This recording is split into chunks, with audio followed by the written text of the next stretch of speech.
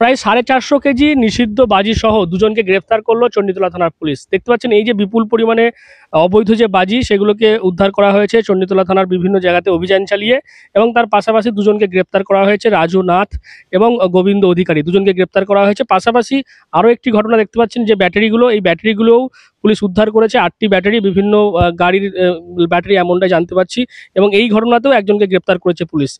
এবং সেটা নিয়েই আজকে সাংবাদিক বৈঠক হয়ে গেল এই চণ্ডীতলা থানায়। সেখানে এসডিপিও তমাল সরকার এবং চণ্ডীতলা থানার ভারপ্রাপ্ত আধিকারিক অনিল দাস তারা ছিলেন।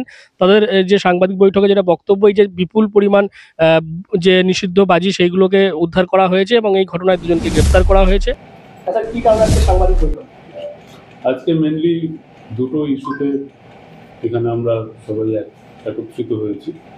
প্রথমত, আমরা সকালে একটি গোপন সূত্রে খবর পেয়ে বেগমপুরে আজকে আমাদের চণ্ডীতলা থানার পুলিশ আমরা সেখানে রেড করি, এবং সেখান থেকে প্রায় 450 কেজি বিভিন্ন রকমের ইললিগাল ফায়ার ক্র্যাকার্স, যেগুলো অবৈধ বাজি আছে, সেগুলো আমরা সেখান থেকে উদ্ধার করি। এবং এর সাথে রাজু নাথ এবং গোবিন্দ অধিকারী নামে দুজন ব্যক্তিকে আমরা ডিটেন করি, এবং এদের এগেনস্টে আমরা একটা সুমোটো কেস আজকে আমরা রেজিস্টার করব। এটা 1 নম্বর। এবং 2 নম্বর, গতকাল রাত্রে আবারও একটি গোপন সূত্রে খবর পেয়ে আল্ট্রাটেক সিমেন্ট কোম্পানির কাছে থেকে একজন ব্যক্তিকে আমরা অ্যারেস্ট করি। তার নাম অভয় কুমার এলাইজ গোলু কুমার, এবং তার কাছ থেকে আমরা 8টি বিভিন্ন কোম্পানির ব্যাটারি আমরা উদ্ধার করি। হ্যাঁ, লরি বা অন্যান্য যে সমস্ত ট্রাক আছে সেগুলোরই ব্যাটারিগুলো চুরি হয়ে যাওয়া। তো সেটার বেসিসেও আজকে আমরা এটার এগেনস্টেও একটা সুমোটো কেস আজকে আমরা লঞ্চ করব। 8টা ব্যাটারি আমরা এখনো উদ্ধার করতে পেরেছি। এরপর আমরা কেস স্টার্ট করে তাকে আমরা পিসি দেব, রিমান্ডে নেব।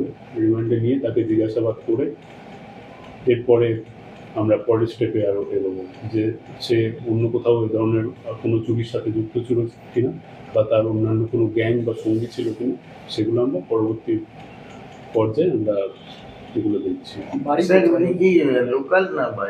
না, ইনি লোকাল।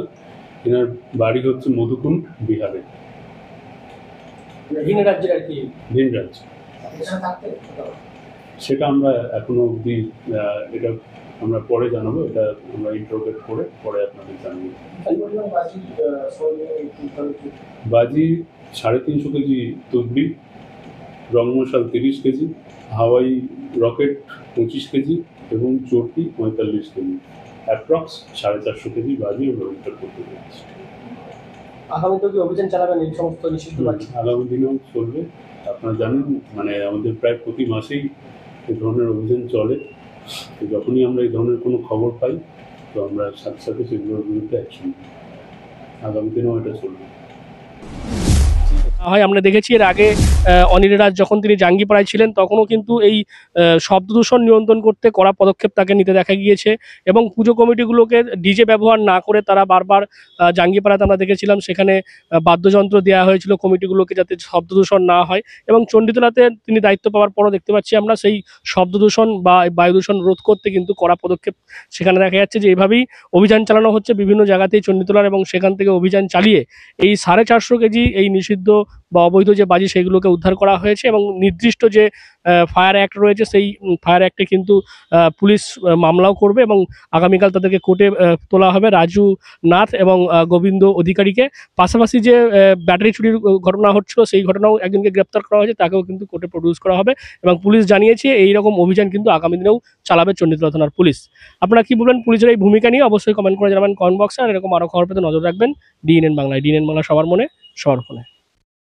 বাড়ি হোক কিংবা অফিস, কিচেন হোক কিংবা বাথরুম, সবকিছুই মনের মতো করে সাজাতে আজই আসুন আল আমিন মার্বেল হাউস। এখানে নামি দামি এবং গুণগত সম্পন্ন মানের টাইলস, মার্বেল এবং গ্রানাইটে রয়েছে প্রচুর সম্ভার। আমাদের ঠিকানা আল আমিন মার্বেল হাউস, গ্রাম মুকুন্দপুর, পোস্ট মশাট, জেলা হুগলি, পিনকোড 712701। আমাদের কন্ট্যাক্ট নাম্বার 7319093272, এছাড়া 7063845499।